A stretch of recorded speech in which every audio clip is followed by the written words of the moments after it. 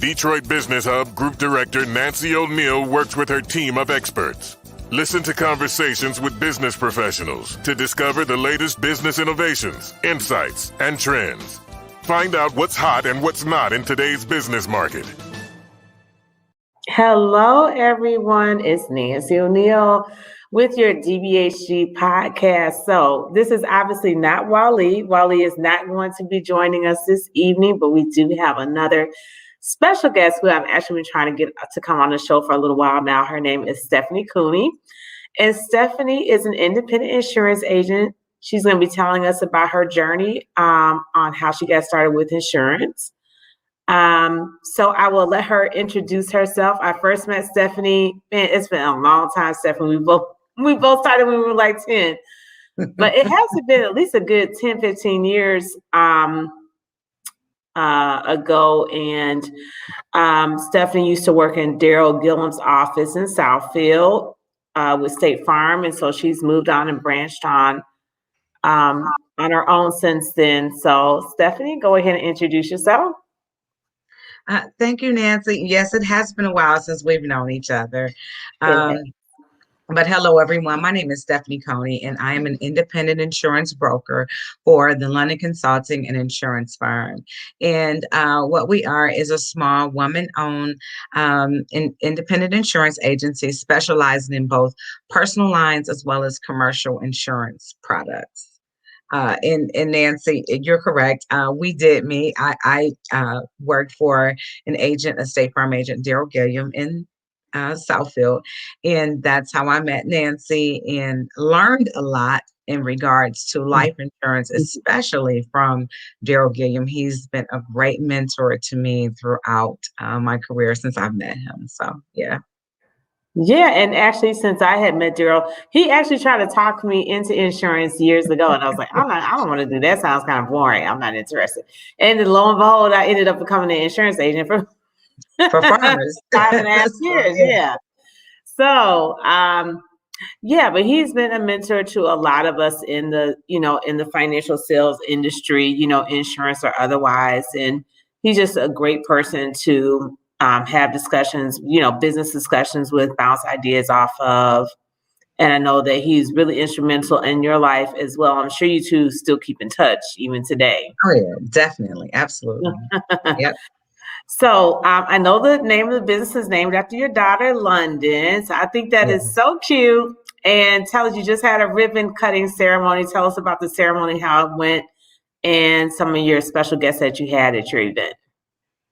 So it wasn't my event directly. It was the building owner for the office that I lease. And the name of our building is Latino Press. And he's also the owner of Latino Press newspaper. And we're in Southwest Detroit on the southwest corner of Livernois in Michigan.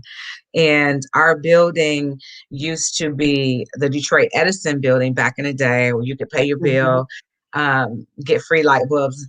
I'm from that neighborhood. I graduated from Western High School. So this whole thing, how this came about, is from the power of networking. And I'm going to tell you, the power of networking and building relationships, it's just totally invaluable. So where I am today, is where I started, as a kid. So anyway, the building was dilapidated. I mean, it was just in bad condition, the roof, everything. So my landlord purchased the building, also purchased the home behind the building, because that had to be torn down to make a parking lot. And a lot of community investors invested in this, because Southwest Detroit is one of those communities that is, it's on a comeback. It's under revitalization. It's totally different from when I grew up. I went to Holy Redeemer. I graduated from Western. I was a foreign exchange student in Mexico because of that area. So it's a lot of culture, a lot of rich history there, but it's really on the rise right now. And so I'm very proud to be a product of that. So back to the ribbon cutting ceremony. It was Friday, 6 days ago, in honor of the building and my landlord. And I am the first tenant there. And so when I came there, Yeah, and I saw the vision, and there was a spot available. I knew I wanted to be a part of Southwest Detroit anyway. So when there was an office space available, I acted on it, and so here I am. And I'm glad that I wrote it out from the beginning. And so the ribbon cutting ceremony consisted of Comcast. They were there, their community outreach department, our very own mayor, Mike Dugan of Detroit, Warren Evans, our Wayne County executive, was there. Mhm. WDIV Channel 4 was there. So it was a big to do. And our mayor felt close to this project because ironically, this is the area, his parents were immigrants as my landlord. Oh, My landlord is an immigrant from Chile. His parents were immigrants from somewhere else, but they were immigrants in that neighborhood and they were mhm. entrepreneurs. So he feels a connection to Right. that area because we're at Livernois, Michigan, and his parents' two businesses were at Michigan and 31st Street. And so, yeah. Now, when you say Southwest Detroit, do you mean Mexican town, or are you going all the way into downtown Detroit? When you No, say Southwest. We're talking Mexican time. Yeah. Okay, I figured you were when you talked about being a foreign exchange student. I just wanted to clarify though, because I don't think all of Southwest Detroit is Mexican town. So that's why I wanted to make sure that we're on the same page. No, but let me Yeah. clarify this. Southwest Detroit is very diverse. Now, it's Okay. predominantly Hispanic, but it's not all Hispanic. It's very Gotcha. diverse. As a matter of fact, the high school that I graduated from, Western, they changed the name from Western High to Western International because it's so many different cultures there, from Hispanic to African American to Irish to Arabic. I mean, it's a melting pot over there, truly. Kind of like Hamtramck. Yeah. Well, Okay. yeah. Mhm. Okay. It's diverse. We'll just leave it at that. It's Diverse. very, yeah, diverse. Okay. So tell us about your journey from, I don't know if like insurance was your first career, if you kind of bumped around like I did with a couple Mhm. different things, but tell us about your journey from what was your particular position at State Farm with Daryl Gilliam? Because I know you were like in some form of sales, but I don't really know what your exact title was. Like, were you already licensed when you started with him? Did you become interested in becoming your own agent when you started working there? Like, what was your whole journey and process? Well, I've been in the insurance industry for a little over 21 years to be exact. And how that came about was I came back home from college and I needed a job. And so my mother told me to, she suggested a few different places, and AAA was one of them. And this was, like I said, like 20 plus years ago. So you could fax your resume over. So I remember faxing my resume, and they called me for a job interview. And we didn't have voicemail, we had an answering machine. Oh, And so they left a message. So my mother heard the message first. And she said, "Hey, what happened?" She gave me the message. I listened to it myself. And so she assumed that I followed up, and I did kind of sort of. And I said, "Well, yeah, Ma, they weren't talking enough money." And so I just told them, "No, thank you." yeah. And my mother was like, because I don't know, I had this big head, like I'm home from college. I need to be getting Right. big job offers. So she said, "You get on that phone and you call them people back right now." And I Oh, did. man. Girl, look at my first paycheck out of college. I told him, I said, I think this is missing at least 1 0. Something's wrong with Yeah. this paycheck. And they're like, no, that's your salary. And I'm like, how am I supposed to live off of this? Like, Right. thankfully, And I'm I still at really didn't home with have my mom. bills. Well, this is ridiculous. Right. And I really didn't have any major bills. I was living at home with my mother. So, and still, I just felt like it should have been, more than that. And so Right. she made me get on that phone and call him back. And it was for like a position selling AAA memberships. I kid you Mhm. not, Nancy, this is so serious. And so I got the job. And I moved up. I moved over to like the customer service, and then I became a clerk. Long story short, I ended up obtaining an insurance license. I understand with AAA for 5 years, actually. And when I left there, I had my property and casualty license. So then I left there and I went to State Farm. And then I ended up interviewing with Daryl, the agent that I was working for. We sold so many policies. We were just like cranking it. And so they offered him a leadership position and he took it. And so they kind of closed the agency down then. So I was I needed a home. And so I found Daryl, and it was a good match. I met you and a lot of other good people, and I learned a lot because, again, like we said, he's a good mentor. He's knowledgeable. And then I had reached, the only thing for me to do at that point, because I was very successful working for Daryl, was to become an agent myself. And I wasn't ready for that. So I looked at another opportunity, and it was with Liberty Mutual, and I'm glad I took that opportunity. I learned a lot with Liberty Mutual. It took me to another level financially and just professionally, and it was a good luck. And I ended up transferring to Marietta, Georgia, and moving to Atlanta. Remember. Yes, you did move. I remember that. I loved it. And so then the entrepreneur bug in Atlanta is infectious, so it jumped into me. Well, what happened? I don't remember. I remember seeing you at church one Sunday. I was like, Stephanie, you back in town? You were like, yeah, I'm back. I said, so what brought you back to Detroit? Because most people, they go to Atlanta, it's like disappointed, no return. The weather's nice. It's really it is. Yeah, your family stayed here though, correct? Your family was still here? Oh yeah, my family is here. I loved Atlanta. Let me just put that disclaimer out there. It's a beautiful, I love Georgia, period. Yeah. Great state. But I am a single parent. And being a single parent in itself is a job. And then managing and running your own business, especially when your business is sales related, where you need to be out networking and building relationships all the time, as you know, from being a small business owner and in the insurance business altogether. So it was just more beneficial for me to come back home to Detroit. And it was the best decision that I could have made. I've been here 2 years. And I really, honestly, yes, I started the business in 2017, but the business really didn't start, honestly, until I moved back to Detroit.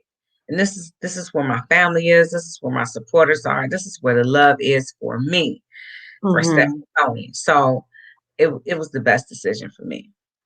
Yeah, because when you talk about going independent, I actually have not been independent for anything yet. So wasn't independent for real estate or insurance. But when you talk about making a name for yourself and you are pretty much your brand, you don't have a trademark or logo or anything to stand behind. How important is networking when you're independent? Because I could imagine like going to a new city, like I don't really know what your base is in Atlanta. If you know a whole lot of people, I grew up in Atlanta, still have a few childhood friends there. But when you have, when you're from another city where your whole base is there, all of your whole networking base is kind of tied down to one city. Isn't it usually difficult to relocate? Because that was one of my issues with real estate and insurance is like, it seems like when you have a base in one area, it's kind of difficult to just pick up and move to a new city. That is such an awesome point and question all at the same time, Nancy. And so that was my mistake. When I transferred to Marietta, I was a lead sales rep for Liberty Mutual, which automatically means, hey, you make 6 figures. Right. And so I said to myself, and this was at the time when right after Detroit had filed bankruptcy. Okay. So everybody was looking at Detroit like, what is going on there? Like, we had made history. Like, how can a major city file bankrupt? Like, how can they just go broke? And even during that time, like I said, I was making 6 figures. So in my head, I said, hey, I had this mentality. If I can do this here, I can do this anywhere.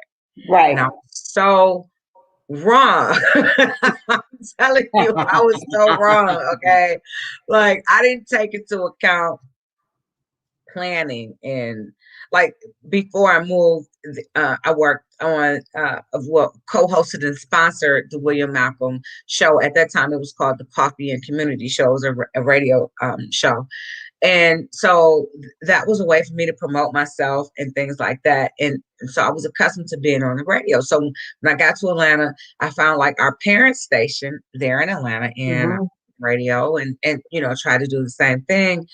And like some of the feedback that I got was, hey, you need to speak slower. Yeah. You're speaking too fast. That Southern drawl. Yeah. One person said, hey, you can try to sprinkle that in there. One person told me that for real. And like these were things that I didn't take into account. You're not thinking about that. Right. You're not from there. So like, why would you talk like, someone from a Georgia when you're not from there? Exactly. So, but those were things that I didn't even think about or consider, Nancy. So people, I guess, because of where I'm from and the way we speak, the way we communicate, people want to hear, they want to get to the bottom line, get to the point. I got things to do, And when you're from up north, that makes them look at you like, hey, this is a fast talker. I don't know if I can trust this person. So once I realized that, then I said, okay, I need to spend more time on building credibility. And so I started joining different groups and becoming a part of different organizations to promote myself and build relationships. But Nancy, that takes time because it sure does. I'm a single parent. I purchased a home. Mortgage still needs to be paid. Absolutely. Bills need to be paid. And I'm still proving myself. Whereas I already have an audience here in Detroit. I don't have to prove myself. All I have to do is show up and deliver on what I said that I can do. Because people want to see, can you do what you say you can do? That's the bottom line. And so it was a good move for me, but I love Atlanta. I do. I'm still licensed there. I made a lot of good connections. I sat on some good boards. Like I learned a lot. That was like another form of college for me. I learned a lot because again, entrepreneurialism is everywhere there. So I took those skills and I brought them back here and just made it work for me. Well, it's in Detroit too. And I always have called Detroit since I've been here. I'm like, this is like the new South because a lot of people here are from the South. It's like, they came up with the auto industry or for whatever other reason. And, their family is like not from, a lot of people here like migrated here from the South. So, and there's like a lot of going back and forth. So I spent like a year and a half in Florida. So I was like in Tampa / Clearwater, where I was in part of Florida that they say is not the real South. How is it not the real South when it's in Florida? Well, girl, it's like, I've never seen anything like it. Like that Southern hospitality, I feel like part of Florida, it never got to. So we say the South, I think we think like in Florida, it's more rural Florida. It's not like Florida proper. Okay. So those major cities, they don't do like the sitting on the porch at night and all that other stuff. They're like going to the beach and Disney and all that fun stuff. So so it was not like my experience in Atlanta. It was nothing like that at all. And I actually got homesick. I did not think I was going to be homesick to come back to Detroit, but I'm like, I was ready to get up out of there. I was like, the beach is nice. Disney's nice. I'm ready to go home. We have water too. We sure do. We got beautiful lakes. We got plenty of water here. We got the Detroit River and a whole bunch of lakes to go with it. Yeah. So, I was ready to leave, but I will say that it was a good learning experience too. I didn't really go down there for business, but I think that wherever you can go and network, you don't really know where those relationships are going to take you, Stephanie. And like you said, we transfer back and forth all the time. So I'm sure that there's people in Detroit, they have family in Atlanta. So since you're still licensed, just bank on that. Yeah. And you can ask them, when you have your clients come in, if they have family members in other states, because you have some insurance agents now, they're licensed in multiple states. So I kind of wish I still have my insurance license. It's still active today. I kind of wish I would have kept my gotten a couple more. I wish I would have gotten insured in some other states too while I was there, but I was focusing more on teaching at the time. Mm-hmm. So yeah, I'm glad you had a good experience and you learn from that. Are you still doing your radio show now? Yeah, I was just on Saturday, so I'm on every other Saturday. You can catch me, Faith Talk WLQV. You can stream live. Oh, okay. So Yeah. like, what's the call number? Is it a call number or is it just Stream Talk Radio? It's just a straight, we have our guests on and we interview them and you can stream in live and catch the interview. Oh, okay, cool. Mm-hmm. All right. So what are some of the things you talk about on your show? Well, we promote things that are going on in the community, other small business owners, and give them opportunity to highlight what they're doing in the community. Philanthropy. The actual host, William Malcolm, he has the big project at King High School, the Dream Kings project. He's also a designer with high-end men's fashion suits. So we co-host. I'm on like every other Saturday, and that's what we do. We just talk about people that are doing things in the community and giving them an opportunity to have a sounding board to highlight their business and what they're doing. Okay. So back to the insurance. You left Liberty Mutual, you became independent. Is there a reason why you wanted to become independent and no longer stand behind that corporate name? I don't really know that much about Liberty Mutual as a company, other than all the commercials that I see all the time on TV. Excuse me. Liberty Mutual, another great company, Mm-hmm. a Fortune 100 company, as a matter of fact. But I had reached the point where, like I said, I was a lead sales rep for them for a couple of years, 7 years I was there. And I wanted to be able to offer variety for clients because, again, like I said, that entrepreneur bug is infectious in Atlanta. Just the groups and the people that, I was hanging out with, a lot of them were into flipping houses, investments, just a lot of things. And where I was, it was so cookie cutter. You either fell into this classification or you fell into that, and there was no in between. So I wanted to be able to do everything. And right now I can do everything. I have about 15, 20 different carriers, from Aflac to Blue Cross, Progressive, Liberty Mutual, Travelers. Mm-hmm. I can go on.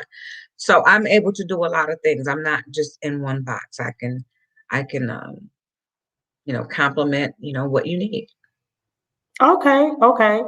And so at Liberty Mutual, were you an actual salaried employee or were you like a 1099 contractor? No, I was a salaried employee. I was a salaried W-2 employee. Mm-hmm. Yeah, because I thought that their agents were salaried from what I remember. Yeah, Farmers has a totally different structure. So we were actually 1099 employees. And I mean, you can do well being in either classification. I wasn't quite making six figures, but I was pretty close. So, the other thing with you being 1099, you just have to like pay more attention to your taxes. And there's like other things you have to be more concerned about. Whereas being a salaried employee W-2, you don't really have to be as concerned about your taxes. That's a big difference. Oh yeah. And there's that seat over here, totally different. Oh my God. Yeah. Oh my God. It's totally different. Yeah. Yeah. So now that you're that 1099 employee, I mean, it is going to take you a little bit of time to build up your book of business, but since you've been in the industry so long, hopefully it won't take as long. So what are some of the other major differences that you've seen between being a captive agent and now being an independent agent under, London consulting firm? I mean, total difference. The excuse me, the scales are definitely not balanced. Being a captive agent, you have that comfortability of having a team under you. You have people there to support you if things aren't going right, if there's a problem, whatever the case may be. Even with the tax issue, it's much simpler filing your taxes if you're just filing from your employer and that's it. But then when you become a business owner, and then you have, in my case, I'm an actual corporation, so I have several expenses, staff, team. Well, you got write-offs too, so it does help a little bit. Yeah, but still, you know, it's a lot more challenging than when you are a captive agent for me, and that's because, like I said, I've worked for some of the best, AAA, State Farm, Liberty Mutual, myself, so I've been around the block. It's a total different when you are the everything. I am the marketing department. I am the admin. I am the HR person. I am the secretary. I'm the bill collector. I'm the customer service. I'm client service Maintenance rep. I'm sometimes. all of those things. I Yeah, take out you the do wear. trash. That's I what do I it said, maintenance.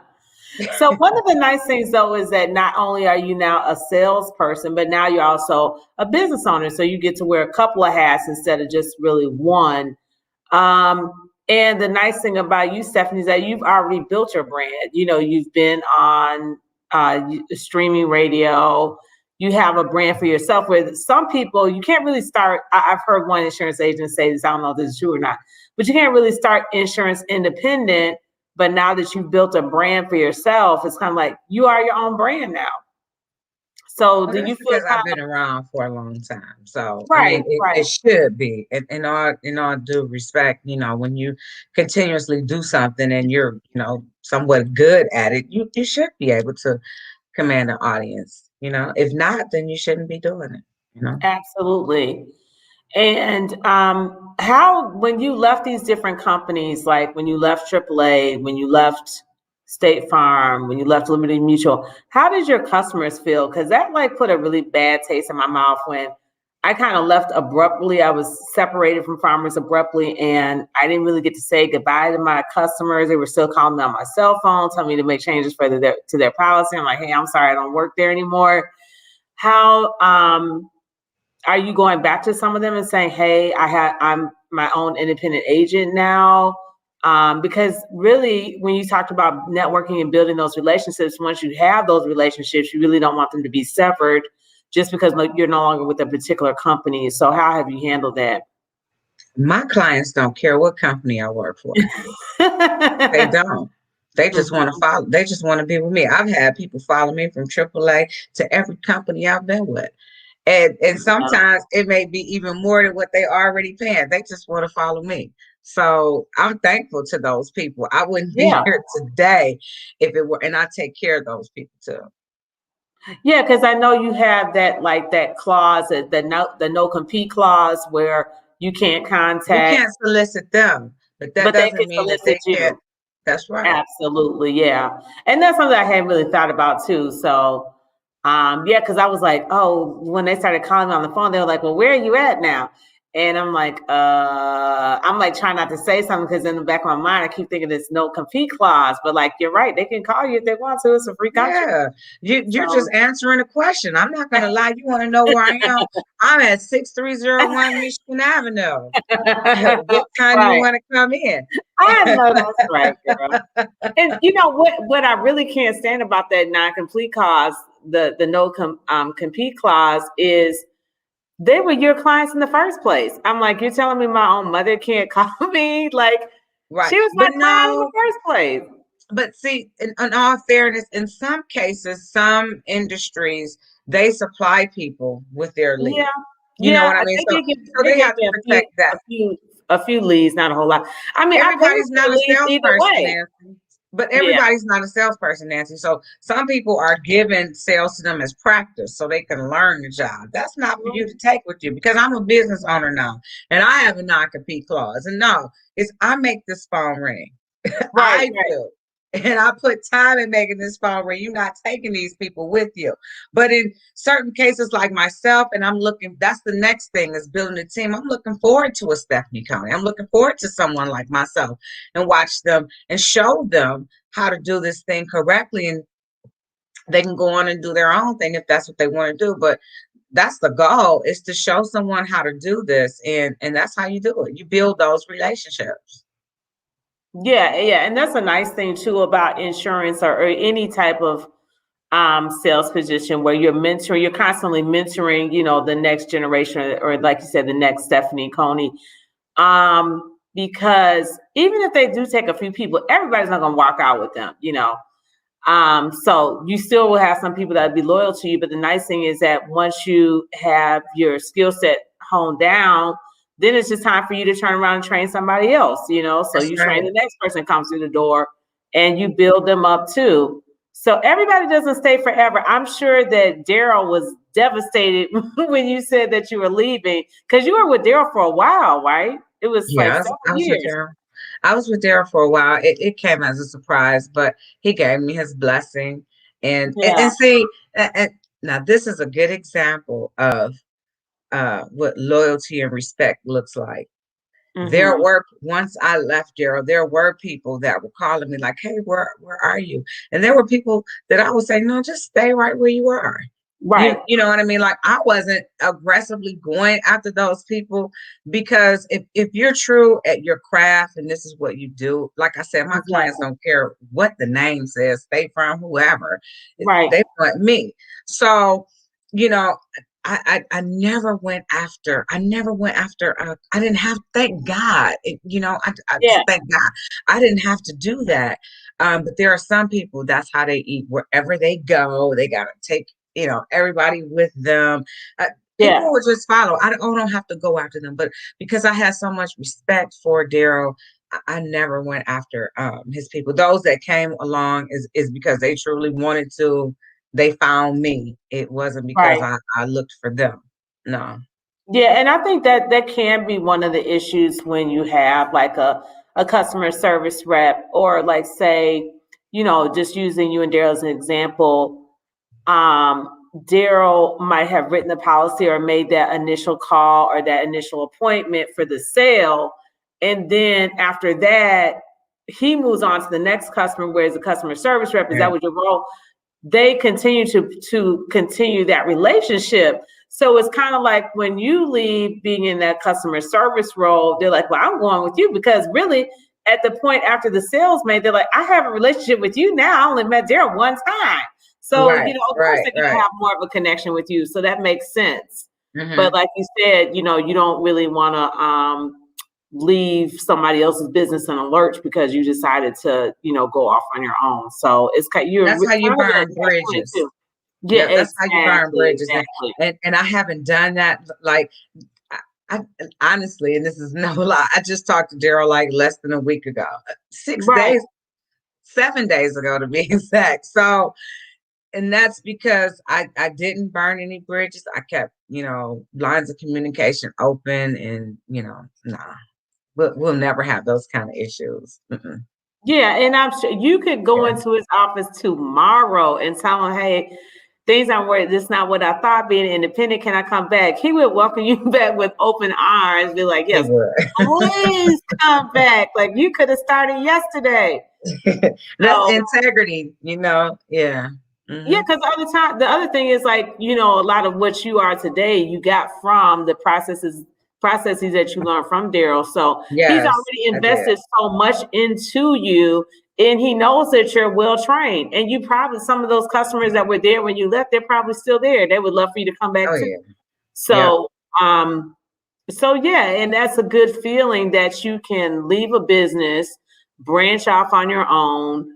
He doesn't feel threatened. You're not trying to steal his former clients. I mean, like, that's the way to do it. Yeah. It's honestly, I was like sad to see you go too. And it was so cute.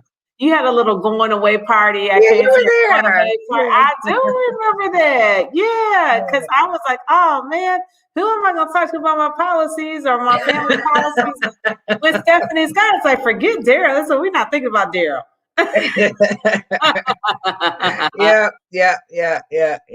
sometimes too, when you have those relationships, like, you never like find another person. Hopefully he'll find somebody like that, but as far as I know, when I talked to him on the phone, it didn't seem like to me he's found anybody like that since you left. So so I don't know. Have you ever thought, now that you're an independent business owner, have you ever thought of going back to work for somebody else now that you're kind of on the other side?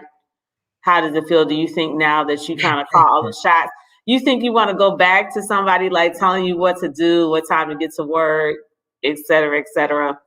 It depends on what day it is, because uh, I fire myself and I quit like every other week. I get fired or either I quit, and then I either hire myself back or beg myself back. Oh my So goodness. it depends. Yeah. That's hilarious.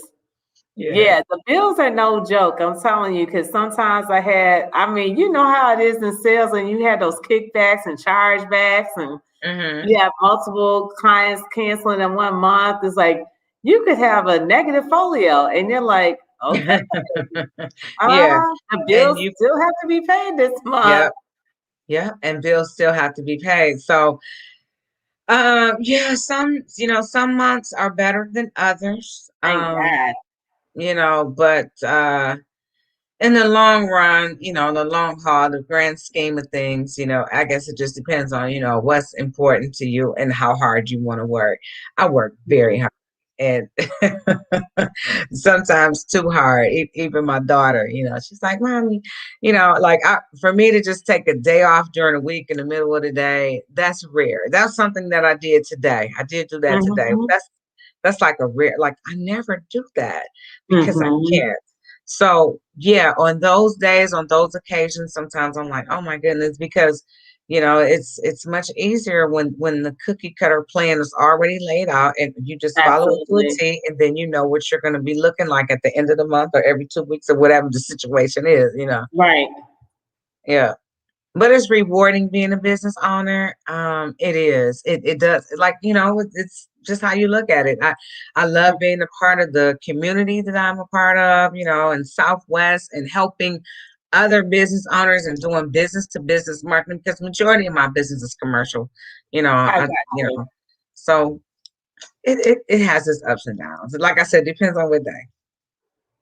Yeah, yeah, but that's hilarious. You said you're gonna hire yourself and then And then fire I quit. yourself and beg yourself to come back. Yeah. Like, come on, girl. All right. So, in terms of building your team, well, let me ask you this first. What motivates you to work so hard? Are you doing all of this for your daughter to leave a legacy, or do you have other reasons for why you're so motivated to work as hard as you do? you know, I just know how to work hard, Nancy. I Hmm. think that's just second nature. But I do it for my daughter because, I am the breadwinner. It's just Right. us two. And then I do it because I'm the president. So if I don't do it, who is going to do it? So I have to. Exactly. It's no ifs, ands, or buts. I do it, and I do it with a smile on my face. Generally, when you see me, I don't care what time of day, I'm typically upbeat. And I just thank God that I'm able to wake up and, work for myself, look at my book of business and, see the number of clients I have and see the phone is ringing, and it's because of me. It's a good feeling. So, Yeah, that's definitely true. yeah. So where do you see yourself and your agency going in terms of hiring talent? Because we know with scaling, hiring talent is usually in marketing, usually the two biggest things to help your business grow. How has your hiring process been going and building your team been going? Well, I have gone through a few team members, just trying to get things right.